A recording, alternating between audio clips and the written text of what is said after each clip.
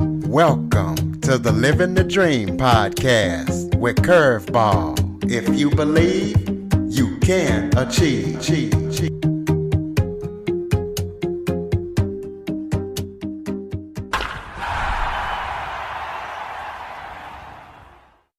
Welcome to the Living the Dream with Curveball podcast, a show where I interview guests that teach, motivate, and inspire. And today I am joined by two very special guests, Jenny Curtis and Chris Porter. Jenny is an actress. She is also a podcast creator. Jenny has participated in shows like Modern Family and Any Bullet Will Do. And Chris is a Los Angeles-based writer and award-winning composer. They both work for CurtCo Media, and they are working on the Solar podcast, and they just have amazing backgrounds. So we're going to let them tell you all about it. So Jenny and Chris, thank you so much for joining me today. Thank you for having us. Why don't you guys start off by telling everybody a little bit about yourselves? Yeah, Chris, you hop in first. Oh, he already gave me a great introduction. My name is Chris Porter. I have background in music composition, of all things. Got a master's degree from CalArts and undergraduate degree in music composition from Baldwin Wallace University. And I through a whole bunch of different things that I think we'll probably get into shortly, but I ended up doing podcasting with Jenny. And we've created the show Solar, which I wrote and composed for, and Jenny acted in, and we co-directed and co-produced, and we're very proud to be sharing it with the world. Yes, we are. Hi, I'm Jenny. I do all the things. I am an actor. I'm also a producer at CurtCo Media. I am the director, producer, one of the voices of Solar, along with Chris, who's our creator and writer and director and composer. We're a very small team on a very big project. We are also in a company called Speakeasy together, Speakeasy Society, where we create immersive theater. And basically, I like being a creative person, and so does Chris. So we create together. Yep. Good summation. Well, kind of tell us how you guys got started. What made you guys want to get into theater and acting and all the good stuff that you guys are doing? Oh, what made me want to get into theater? I honestly don't remember. I have always considered myself an actor long before I actually acted. So I don't know what gave me the gall to think of myself that way. But I do remember I come from a family that appreciates the performance arts and all of that. So I grew up going to theater. I remember, I'd say up until my second year at college, because I went to a liberal arts college, I considered acting to be love, but not a profession that would be right for me because I didn't have the confidence to do it. And then I had a job one summer working as an internship, but it was working as a personal assistant for Patti LuPone, who, if you don't know her, she is a incredible Broadway actress who has she slays it on stage. And I got to work for her for 6 weeks while she performed as Mama Rose in Gypsy, and standing in the wings, watching her be incredible. I had this overwhelming feeling of this is what I'm supposed to be doing with my life. And I don't mean necessarily theater. I just mean the creative, somewhere creative, that you live and breathe creativity. It felt right. And I said that to my mother at the end of that summer. And she said, well, are you going back to school then? And I was like, I didn't realize it was an option not to. And she sort of she was like, well, it's your life. So I ended up taking a year off of school, applying to acting schools, got into CalArts and went there. And that changed the trajectory of my life completely. And that's how I ended. Well, there's a lot longer of a story after that, but that's how I ended up here. Get that. We'll do flashbacks between our two paths. So I mentioned this earlier, but my degrees are actually music composition. And I always knew that I loved storytelling and I loved music and I wanted to do the two together. So for a while in high school, I was like, hey, it'd be really cool to write musicals, just not knowing how involved that whole process actually is to become a musical writer. I was like, hey, this would be really fun. But then when I started developing my musical voice in undergrad, I was like, I don't really do musicals, because especially rock musicals were really popular at the time. And that's just not kind of what I did. Since then, I've grown and I can now write rock music very convincingly. But it was at the time, I was like, that's not what I want to do. So I started thinking maybe I would want to write operas or something, but always doing music with stories was always really important to me. So I made my minor, had to jump through a couple hoops to do it, but my minor in undergrad was creative writing. Then I actually took some screenplay courses out in California. And then I applied to CalArts, but for music composition again. But while I was CalArts, they have a huge animation department there. So I started doing music for some of the student animations. And then I started saying, hey, can I also do the sound design for these animations? And started finding out ways that I could make the music part of the sound design and vice versa, where it's like, hey, what if instead of a ticking clock, we have a piano note repeating and things like that. So that led me to that particular skill set. And I really enjoyed telling stories that way.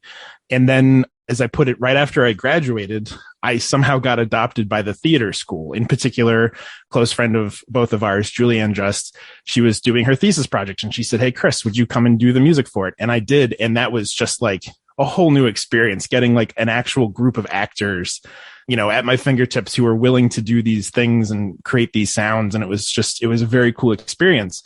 So I kept working with Julianne, and eventually she was like, hey, here are my friends, Genevieve Gearhart and Matthew Bamberg Johnson. And they actually founded the Speakeasy Society that we mentioned earlier. And they invited me as a test audience to one of their shows. And I was blown away, because what they do is called immersive theater. And that's theater that basically has no fourth wall, where you as an audience member are part of the story and actually get to be a part of the action and the choices that are made. It's not just saying like, hey, you have a funny tie on. It's like, no, you are here. I need to tell you the story. We need to make a choice and do these things together. And we guide you through a story that way. And I had never seen a show like that. The story I always tell is that I showed up for this test run, and at one point they put me in a shower stall, and I watched this conversation hiding in a shower stall between two of the actors. And it was the most incredible sensation of like, this, I'm supposed to be here, but at the same time I felt so voyeuristic, and I was like, this is incredible. And I wrote them this like 9-page email, and I was like, please let me know if you ever need anything. And so they brought me back later that year to do music on a show that they did, and we all got along well enough that then they asked me to start doing some writing for the company, and I started writing for the company. And at that point, that's where our particular paths do cross, where Jenny was a friend of those three people who founded the Speakeasy Society, and she ended up being in one of the Speakeasy shows, which was Johnny 3. Yeah, I think Johnny was the first one we met on. Yeah, which was a whole intense show about a World War I soldier. In that, I got to do a lot of writing. And in particular, there's this one monologue that the character called Mother gives, and Jenny would give it every night. And I would, just because of the nature of the beast, I would always have to run around and hide so that the audience couldn't see me. So I ended up trapped in this dark closet at the end of the hallway, listening to Jenny give this monologue that I had tried really hard to make very good. And she was just giving it her all, and the audience was bawling and stuff. And I was like, hey, this is a good person to make a friend. Let's be friends. Hey, likewise. It was one of my favorite monologues I've ever had. So Chris and I have worked together creatively before CurtCo Media. And then when CurtCo came about as podcasting, we both started working more in the talk show side of it, because those were the quicker shows to launch. Chris produced a show called Cars That Matter. I produced a couple shows, a show called Hollywood Unscripted, and then a show called Moment of Your Time. We both collaborated on an improv show called When Last I Left. And all the while we were doing all of these other projects, the main project that we all had, a big pipe dream project, was Solar, which we spent 2.5 years developing, writing, working on, finally producing, and just started releasing 5 weeks ago. So there you have it. Well, before we get into Solar, kind of talk about the shows that you've been in and kind of the stuff that you've done. Jenny, you've done things like Modern Family, and Chris, you've done a lot of stuff. So there might be some people in the audience that don't know, haven't heard of some of your shows. So both you guys kind of give a brief rundown, then we'll jump into Solar. Yeah, absolutely. I will say Modern Family is definitely the flashiest name on my resume, as obviously it was an incredible show. I will wholeheartedly admit I was a teensy, tiny role on Modern Family. So I can't claim any fame from it, but had a one-day shoot. I was on, I believe it was in season 6. There was an episode, the Halloween episode, and there was a trial going on. And that was a couple of scenes that I was in, and I was there for one day, and it was, I gotta say, the best day of my life. Like what an amazing, to be on a set with people who truly love their jobs. Like, obviously it's a hit show, and so everyone's happy, because who doesn't want to be working on a success?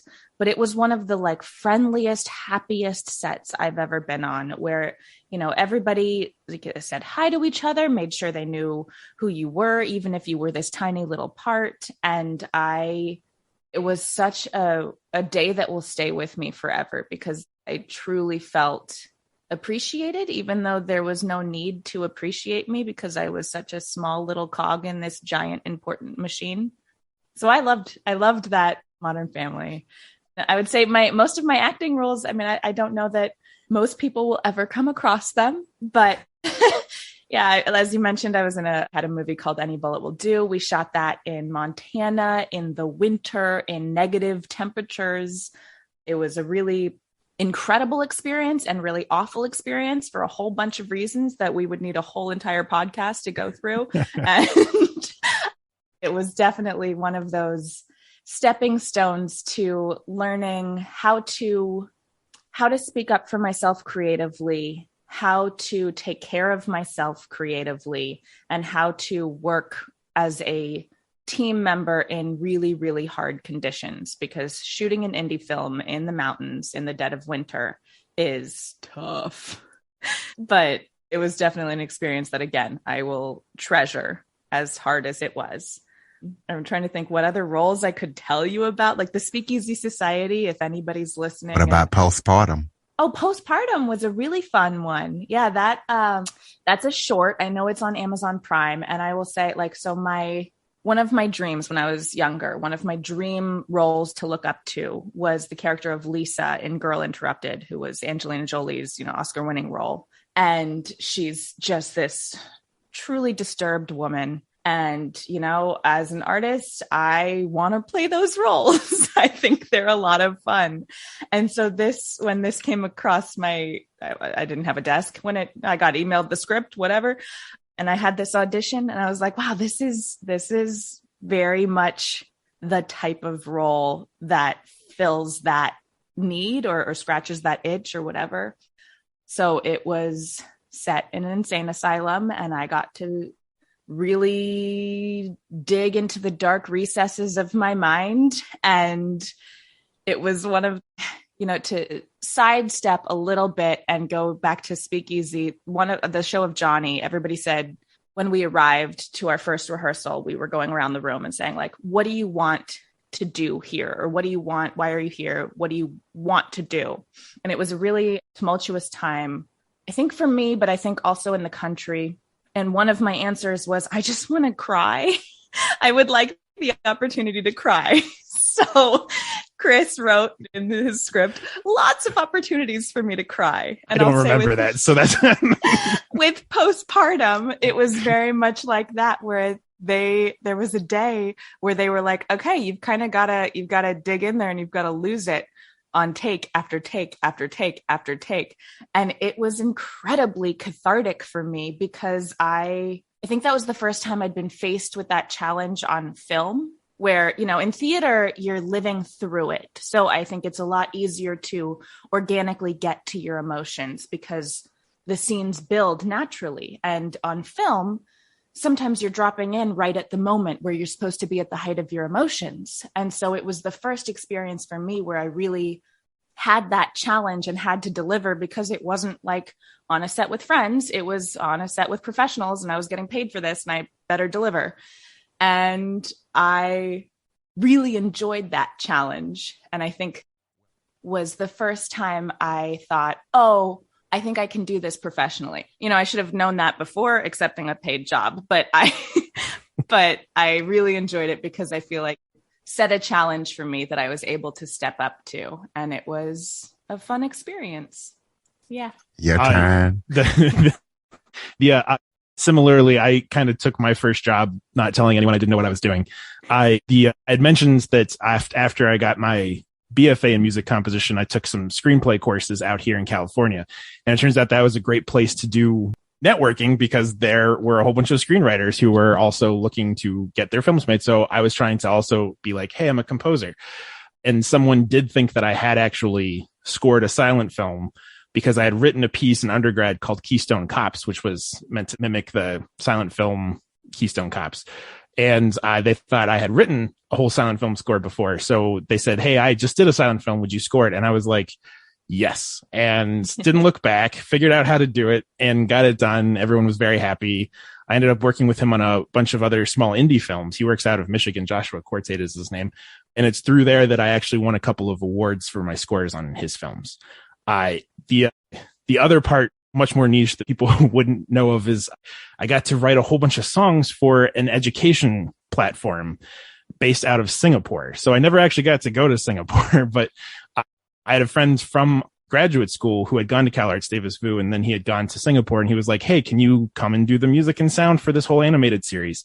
It was 2 different series. One was Twinkle Trails, one of which there's a song called The Solar System, and it has, I think it's nearing 4 million views on YouTube or something.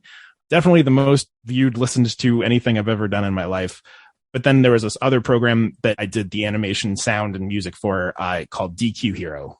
And I forget what DQ, I think Digital Quality Hero. It was trying to teach children about good internet habits. And so there's actually like a whole part of my work that only children in Singapore have seen, which is a strange fact. But as I mentioned, when I got accepted, we're wrapped into the Speakeasy Society, I started also working with a whole bunch of other theater people, including Independent Shakespeare Company, which is located out here in Los Angeles. And they do the Griffith Park Free Shakespeare Festival every summer.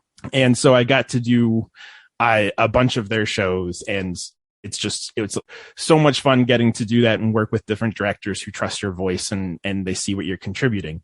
But in particular, my writing voice developed because of the Speakeasy Society and because they kept saying, hey, we need a scene that does X, Y, Z. Can you go write that, Chris? And I would do it. And then a director would step into a room rehearsal and be like, Chris, something needs to be happening in the sound in this scene. Like, how does that work? And so it became like this playground of me saying like, well, how much can the music carry the words and how much can the words, combine with the music?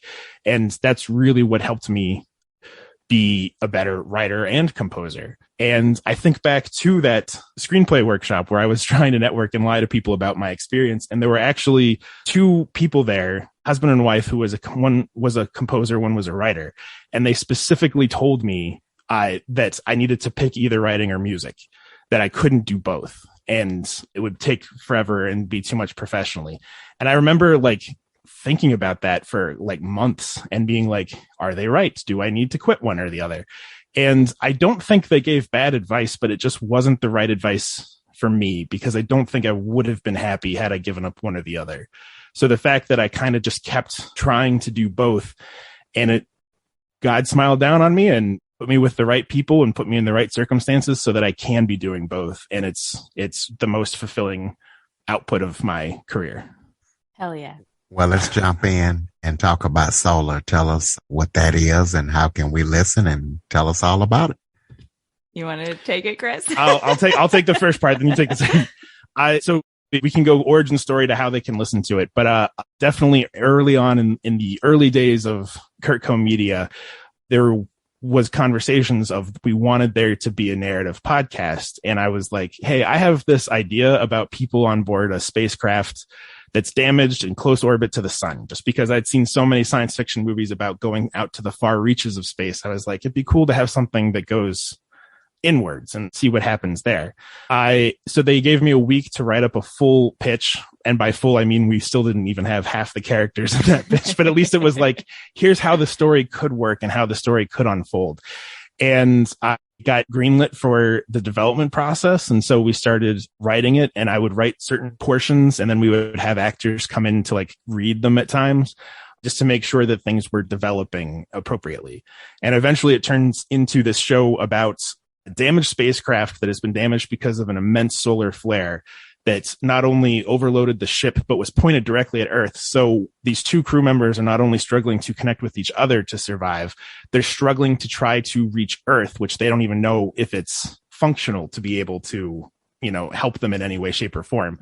So it very much is a survival story with a ticking clock of, we have to reach Earth before we don't have a window to get home, but we don't know if there is an Earth. So it's a big cry into the wilderness. At the same time, they're listening to old recordings to try to unravel what was happening on board the ship, because there were a lot of mysteries and a lot of crossed purposes between the crew, because there were two different organizations who are jointly going on this venture, but they don't really like each other. One's from the public sector called NASC, one's from the private sector called Simtech, and they're kind of at odds and keeping secrets from each other. And that's what's tearing the crew apart even before the ship gets torn apart. So it turned into this beautiful, very complicated world that we all are very excited about. And all we had to do at that point was figure out the casting.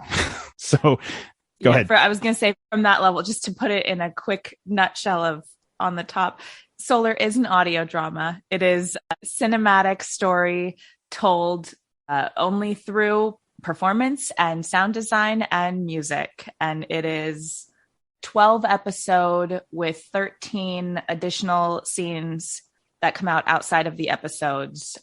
And it is a dark, poetic thriller, sci-fi drama, heart-wrenching examination of what it is to be human. That's my... And headphone listening is strongly suggested, because... And please listen on headphones. There's a lot of details in those sounds. Yeah. Absolutely. Yeah. We did produce the whole thing in, it's kind of a buzzword, but 3D audio. So you've got sounds coming from all around you. We used software such as Dolby Atmos and Deer VR. We have an amazing sound designer named CJ Drummeller. I know Chris had just mentioned casting. So to talk about our cast, we have a really amazing cast. Leading the cast is Stephanie Beatriz, who is just on fire. She's from Brooklyn Nine-Nine. She was Brooklyn Nine-Nine. In The Heights. She most famously recently did Encanto. Yeah, she's the voice of Mirabelle in Encanto. And she is just a phenomenal actress who we are so lucky to have on board the ship. And we have an amazing actor named Jonathan Bangs, who we actually both know from Speakeasy Society, who also went to CalArts, and he is just a stunning actor. And so the two of them have built this. They lead the story in a way that you can't help but get sucked in. And surrounding them, we have Alan Cumming, who is just, it was a dream to work with Alan. We have Helen Hunt, and, we're still pinching ourselves that we got to work with an Academy Award-winning actress on this show. Danielle Pinnock, who's from CBS's Ghosts. We have Colin Ford. We have Ann Yatko. We have just unbelievable actors in this thing who all brought their A game. And it was coming from a performance background. Performance was paramount, and I think everybody knocked it out of the park, and I'm just so proud to listen to what they did. One of the huge elements of the show that was there before the pandemic, but it is about isolation to some extent because of how the characters are in their situations.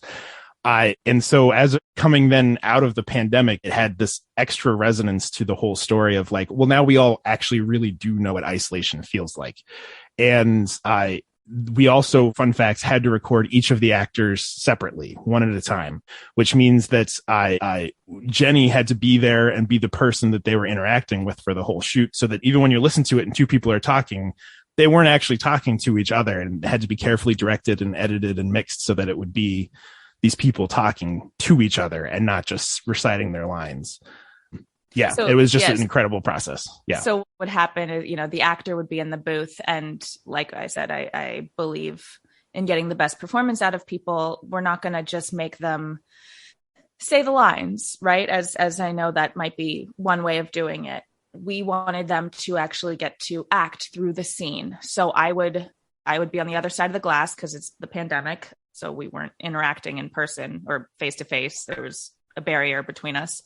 And I would be essentially playing every single other role other than the one they were saying. So they had real reactions to the actions happening in the script. And I think that really brought out the best in everybody. And it was a lot of fun for me because I got to do a lot of acting. Well, what else are you guys working on besides Solar? Are there any upcoming projects that people need to know about? Right now, I mean, the world of Solar is so big and it keeps expanding, and we would like it to keep expanding. So that will hopefully be where our attention lies. Right now, it is all still focused on getting Solar out, getting Solar heard, making sure people know it exists. And I've said this, I was saying this to someone yesterday, where we come from a creative community, and it's so amazing to see everybody around us building things they care about and putting their energy and time into things. And the problem with that is then some people are unable to, not unable, how do I say this best?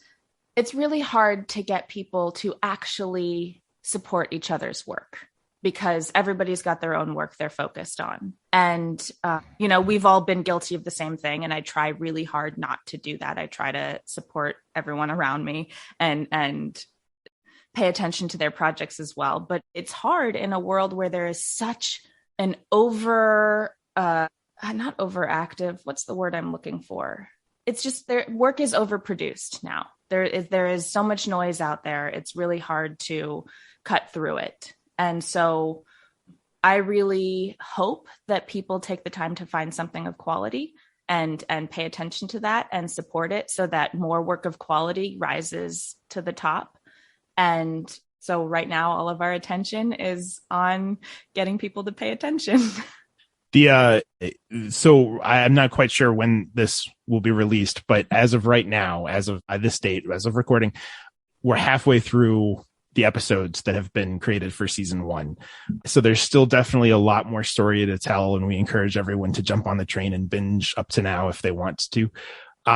We also have some live talkback events coming up. That's, if people can join, that would be amazing. May 4th at 6 p.m. Pacific Standard Time. Go look at, solarthepodcast.com. I'm sure the information will be there, but on bullhorn.com, bullhorn.com/solar, that's where we'll be live streaming our talkback, and we'll have the ability to answer actual questions and some of the cast, some of the crew. Yeah. So we're excited to just engage with people, because we hope they have questions. And beyond that, we're still working actively with the Speakeasy Society. So if you go to thespeakeasysociety.com, you can check out all of our past work there and keep an eye out for future productions. And give out social media links if people want to stay in touch that way. Absolutely. Yeah. You can find us for Solar. You can find us at Solar the Podcast on Instagram, Twitter, and Facebook. For me, you can find me, the Jenny Curtis, TheJennyCurtis on Instagram and Twitter. I'm very bad at Twitter, but you can find me there. Too. And Chris, what are your handles? My handles on Instagram and just Instagram, I guess, is at Coaster02, and that's COASTER, and then the numeral 02. And on Twitter, because there are a lot of Chris Porters and Coaster02 is also taken, it's Magnificent Beast with all of the vowels removed from the word magnificent. All right. Well, oh yeah. Go ahead. Sorry. No, so I was going to just talk about how delightful I think Chris's brain is. And when we talk about creativity, his brain goes in the weirdest directions, and he delights in the odd. And I think that thanks. I just love it. I love it. Well, why don't you guys close us out with some final thoughts real quick? Oh my goodness. I could talk about this show forever. So my final thought would be, I would love to engage with people about it, because we have a lot to say about following your passions and creating work that matters to you, and not giving up on the thing that brings you joy, because it's really, really easy to get stuck in a hustle that doesn't do anything for you. And this project has reignited my love for giving my all to creating. And it has meant the world and the sun and the stars and the universe to me. The only words of wisdom I can shoot out are, it's really hard to make something good, and it's worth it though. So make sure that you do it with people that you want to do it with, and you're doing stuff that you love doing, because that's the only way to get it done. Well said. Ladies and gentlemen, please be sure to follow, rate, review after listening, and go check out the Solar podcast and everything that Jenny and Chris is going to be up to. And Android listeners, go to the Google Play Store and download the Living the Dream with Curveball podcast app. Jenny Curtis and Chris Porter, thank you so much for joining me today. Thank you, Curtis. Thank you, so Curtis. much. For more information on the Living the Dream podcast, visit www.djcurveball.com. Until next time, stay focused on living the dream.